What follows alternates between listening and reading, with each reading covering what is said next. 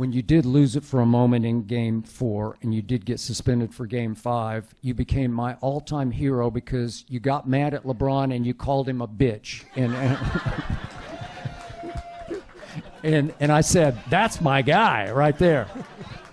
And he can be occasionally a bitch, but that's just me. Okay. Well, that's my brother. I understand. And he is, and I got it. That's my brother. And it's actually one of the moments I regret. Okay. You know, because when I use that word with people, I'll pull it out every now and then on the court. But when I pull that word out, like I'm ready to fight. I understand. And so I'm saying this word to you so that you can get ready to fight me. Well, back. It's a fighting word. You know, it is 1,000% a fighting word. You are signaling it's time to go. It's time to fight, right? Yeah. So the last time I was called that. Draymond Green sat down together for what might be one of the most unexpected and fascinating conversations in recent basketball media history. These two have spent years going at each other through television segments, podcast episodes, social media posts, and every other platform available.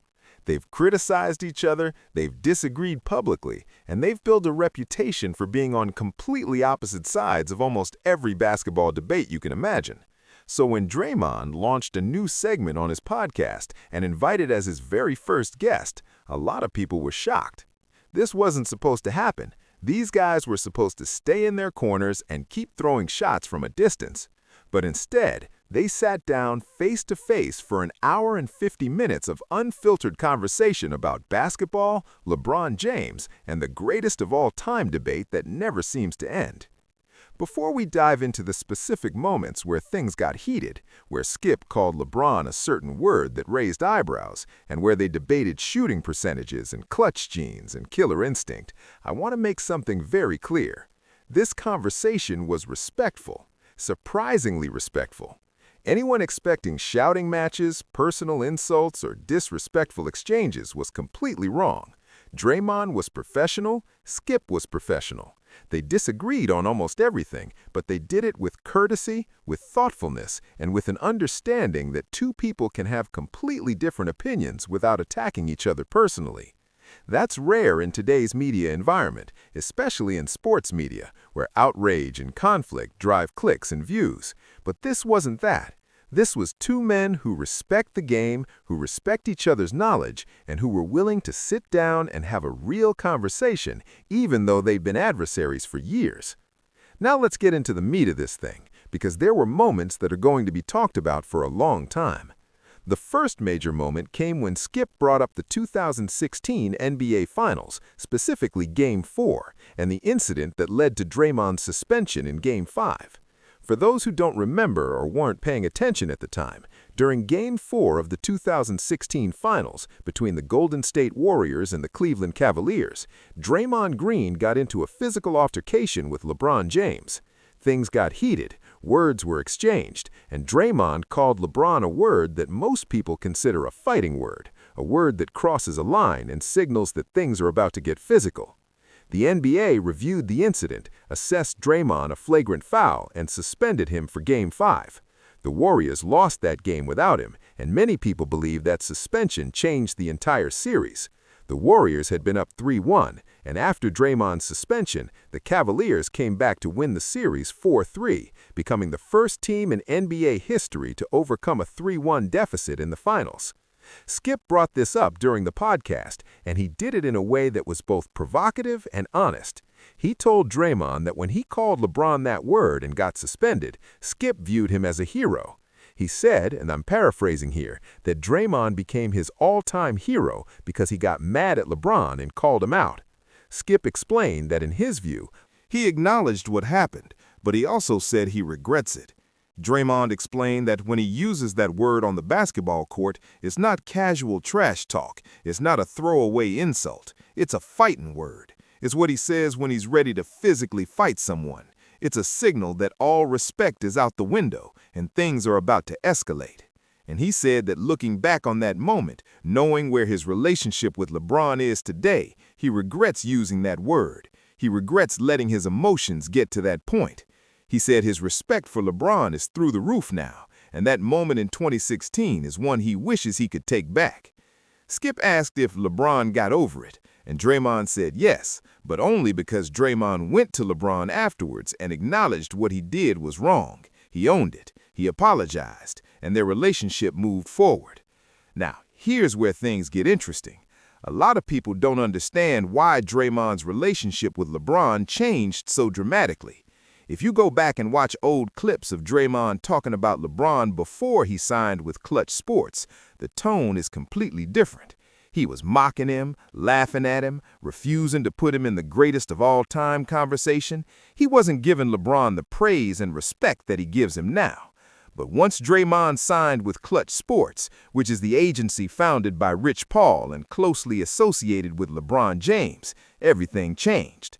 Suddenly, Draymond was praising LeBron constantly, defending him on every platform, and calling him his brother. Some people see that as genuine growth and maturity. Other people see it as a business decision. Clutch helped Draymond secure commercial deals, promoted his podcast, and opened doors that might not have been open otherwise. And because of that, some believe Draymond owes LeBron and Clutch in a way that influences how he talks about LeBron publicly. I'm not saying that's definitely the case. I'm just pointing out the timeline and letting you decide for yourself. But let's move on to the real fireworks, because the conversation shifted to the greatest of all time debate, and this is where Skip Bayless does not hold back. Skip started by giving LeBron credit where credit is due. He called LeBron the greatest driver of the basketball in NBA history. He acknowledged that LeBron is 6'9", around 260 to 270 pounds depending on the season, and that he's ambidextrous, able to finish with either hand around the rim. He said LeBron is explosively athletic, maybe the most explosive athlete at that size we've ever seen in basketball. And he gave LeBron props for his longevity, his durability, and his ability to stay at an elite level well into his late 30s and now into his 40s. All of that is true. Nobody can argue with that. LeBron's physical gifts are undeniable. But then Skip pivoted, and this is where the debate gets heated. He said that despite all they made it to the finals in their first season together, facing the Dallas Mavericks. The Heat were heavily favored. Everyone expected them to win, and LeBron completely disappeared. He averaged 17.8 points per game in that series, shooting poorly, looking passive, and getting outplayed by Jason Terry, a sixth man off the bench for Dallas. There were possessions in the fourth quarter of elimination games where LeBron didn't even try to be aggressive. He passed up open shots, he deferred to his teammates, he looked scared. And the Mavericks won the series 4-2, handing LeBron one of the most embarrassing losses of his career. That's not the only example. In 2007, LeBron made the finals with the Cleveland Cavaliers and got swept by the San Antonio Spurs. In Game 4 of that series, he scored 24 points but shot 10 for 30 from the field and looked completely overwhelmed. In the 2017 finals, the Cavaliers got destroyed by the Warriors, and in Game 3, LeBron had one of the worst fourth quarters of his playoff career, scoring 0 points in the final minutes while his team collapsed. In the 2018 finals, the Cavs got swept again, and while LeBron put up good stats, his team was never competitive. Some of that is on his teammates, sure, but when you're arguing that someone is the greatest of all time, you have to hold them to a higher standard. Michael Jordan, on the other hand, went 6-0 in the finals. He never let a series go to Game 7. He never had a finals where he didn't show up. He averaged over 30 points per game in every single final series he played. He was Finals MVP 6 times. He hit the game-winning shot in multiple finals games. He never shrank. He never disappeared. He never looked scared. And that's the difference Skip is pointing to. It's not just about stats, it's about mentality. It's about rising to the moment when everything is on the line. Then Skip shifted to shooting, and this is where LeBron fans really start to get defensive. Skip pointed out that LeBron is a career 35% three-point shooter, which by today's standards ranks around 120th in the league. That's not elite. That's not even good for a superstar. LeBron is also a 74% free throw shooter for his career, which is well below what you'd expect from someone in the greatest of all time conversation. Michael Jordan shot 84% from the free throw line. Kevin Durant shoots 89%. Larry Bird and Magic Johnson were both around 88 to 89%. By superstar standards, LeBron's shooting is a weakness, and it's a weakness he never fully fixed, despite having access to the best trainers, the best technology, and decades of professional basketball experience. Now, LeBron fans will immediately point out that Michael Jordan shot worse from three than LeBron, and that's technically true if you just look at percentages, but context matters. When Jordan came into the league in 1984, the three-point line had just been introduced, and almost nobody took threes seriously. It wasn't a major part of the game. Teams weren't designing offenses around the three-point shot. Players didn't practice it the way they do now.